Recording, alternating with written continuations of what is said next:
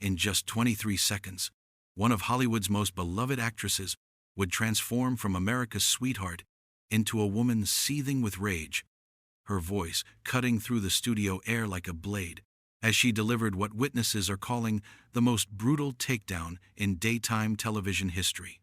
What started as casual conversation about Julia Roberts' latest film quickly spiraled into an explosive confrontation that had crew members scrambling and producers frantically signaling from behind cameras.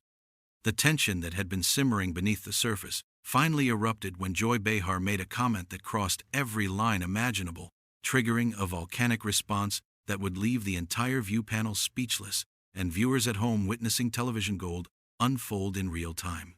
The atmosphere in the View studio felt different from the moment Julia Roberts walked onto the set. While her trademark smile was present during the initial pleasantries, seasoned View watchers could sense an underlying current of tension crackling through the air.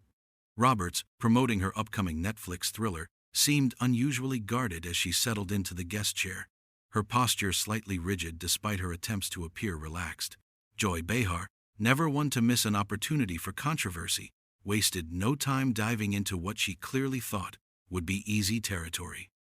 "Julia, your new movie deals with some pretty heavy themes about women in Hollywood," Behar began, her voice carrying that familiar tone that regular viewers know often precedes trouble. "Given everything that's happened in recent years with the Me Too movement, do you think you've been naive about the industry you've been part of for so long?" The question hung in the air like a loaded weapon. Robert's smile faltered for just a fraction of a second, but it was enough for eagle-eyed viewers to notice the shift. "I wouldn't call it naive, Joy," Roberts responded carefully, her southern accent becoming slightly more pronounced as it tends to do when she's uncomfortable. "I think every woman in this industry has had to navigate complicated situations, and we've all done the best we could with the information we had at the time." Behar leaned forward, sensing blood in the water. "But surely, someone with your level of success, your connections, you must have known what was going on. I mean, these weren't exactly well-kept secrets." The accusatory tone was unmistakable, and the other co-hosts began exchanging glances that seemed to say they knew this was heading somewhere dangerous. Roberts shifted in her chair, her knuckles whitening slightly as she gripped the armrests. "Joy, I'm not sure what you're implying, but I've always conducted myself professionally, and I've never turned a blind eye to inappropriate behavior when I've encountered it." Her voice remained steady, but there was a warning edge creeping in that anyone who truly knew Julia Roberts would recognize as a red flag. The studio audience, initially buzzing with excitement at seeing the pretty woman star, had grown noticeably quieter. Even they could sense the shift in energy, the way the conversation had moved from promotional puff piece to something far more volatile. Behar, however, seemed oblivious to the warning signs, or perhaps she simply didn't care. "I'm just saying, Julia, when you're at the top of the food chain like you've been, there's a certain responsibility that comes with that," Behar continued, her voice taking on an almost lecturing quality. "Some people might say that staying silent when you had the power to speak up makes you complicit in a system that hurt a lot of women." The word complicit hit the studio like a thunderbolt. Robert's entire demeanor changed in an instant, her famous smile disappearing completely as her eyes narrowed with an intensity that could have cut glass. The temperature in the room seemed to drop 10 degrees, as every person present realized they were witnessing something unprecedented unfold. "Excuse me?" Roberts said, her voice dropping to a dangerously quiet level that somehow carried more menace than if she had shouted. "Did you just call me complicit in harming other women?" The question was delivered with the precision of a surgeon's scalpel, each word carefully enunciated and dripping with barely contained fury. For the first time since the interview began, Joy Behar seemed to realize she might have pushed too far. But rather than backing down, she doubled down with the stubborn determination that had made her both famous and infamous. "I'm just asking the tough questions that our viewers want answered, Julia. If that makes you uncomfortable, maybe that says something." The gauntlet had been thrown down, and everyone in that studio knew there was no turning back from what was about to happen next. The silence that followed was deafening. Robert sat perfectly still for what felt like an eternity, her jaw clenched so tightly that the muscles in her neck were visibly straining. When she finally spoke, Her voice had transformed into something completely unrecognizable from the warm, bubbly persona America had fallen in love with decades ago. "You want to talk about uncomfortable, Joy?" Roberts said, her words coming out measured and deadly calm. "What's uncomfortable is sitting here listening to someone who's made a career out of cheap shots and manufactured controversy, trying to lecture me about moral responsibility." The venom in her delivery was unmistakable, and the other co-hosts looked like deer caught in headlights. Behar's face flushed red, but she pressed on with the reckless abandon of someone who had already burned the bridge and decided to dance on the ashes. "I'm not the one who stayed quiet while women were being abused, Julia. I'm not the one who chose career over conscience." The accusation hung in the air like toxic smoke, and even the usually chatty studio audience had fallen into stunned silence. Roberts laughed then, but it wasn't the delightful, infectious laugh that had charmed audiences worldwide. This was something darker, colder, filled with barely contained rage. "Career over conscience?" she repeated, shaking her head in disbelief. "You want to talk about careers, Joy? Let's talk about how your career has been built on tearing down other women, creating drama where none existed, and profiting off the misery of others." The atmosphere in the studio had become so charged that crew members were visibly uncomfortable, some looking toward the exits as if expecting a physical altercation to break out. Whoopi Goldberg attempted to interject with a nervous, "Ladies, maybe we should," but Roberts cut her off with a look that could have stopped traffic. "No, Whoopi. I think Joy wants to have this conversation," Roberts said, never taking her eyes off Behar. "She wants to sit there and judge me, question my integrity, suggest that I'm somehow responsible for the actions of predatory men. Well, let me tell you something, Joy. While you were sitting behind this desk, stirring up controversy for ratings, I was actually out there using my platform to support women's causes, funding scholarships, and yes, speaking up when I witnessed inappropriate behavior." Behar's face had gone from red to purple, and her voice cracked slightly as she fired back. "Then why didn't we hear about any of that? Why weren't you leading the charge? Why weren't you using that famous voice of yours to—" "Because unlike some people," Roberts interrupted, her voice rising for the first time, "I don't need to make every good deed a public spectacle for my own benefit. I don't need to turn other people's pain into content for my talk show." The words hit Behar like physical blows, and for the first time in the interview, she appeared genuinely shaken. But Joy Behar hadn't survived decades in television by backing down from fights, and her next words would prove to be the match that lit the powder keg. "Well, maybe if you had made more of a spectacle, more women would have been protected. Maybe your silence enabled—" "Don't you dare!" Roberts exploded, shooting up from her chair so quickly that it rolled backward and nearly toppled over. "Don't you fucking dare try to put that on me!" The profanity echoed through the studio like a gunshot, and gasps could be heard from the audience. This was live television, and America's sweetheart had just dropped an F-bomb on daytime TV. The other co-hosts sat frozen, their faces reflecting various degrees of shock and horror. Even the camera operators seemed unsure whether to keep filming or cut away. But Roberts wasn't finished, not by a long shot. "You want to know what enabled predators, Joy? It was people like you, creating a culture where women are expected to tear each other down instead of building each other up. It was people like you making careers out of victim blaming and finger-pointing instead of actually doing something constructive."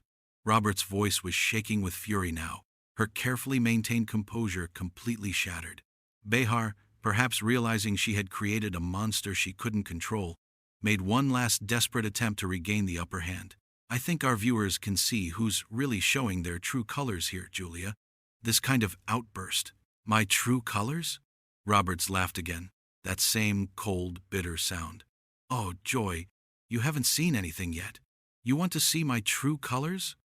My true colors are someone who won't sit here and be lectured by a woman whose idea of feminism is destroying other women for entertainment value." The tension had reached a breaking point, and everyone in the studio could sense that something even more dramatic was about to unfold. What happened next would go down in television history as one of the most savage takedowns ever witnessed on live TV. Roberts took a step closer to the panel table, her eyes locked on Behar with laser-like intensity.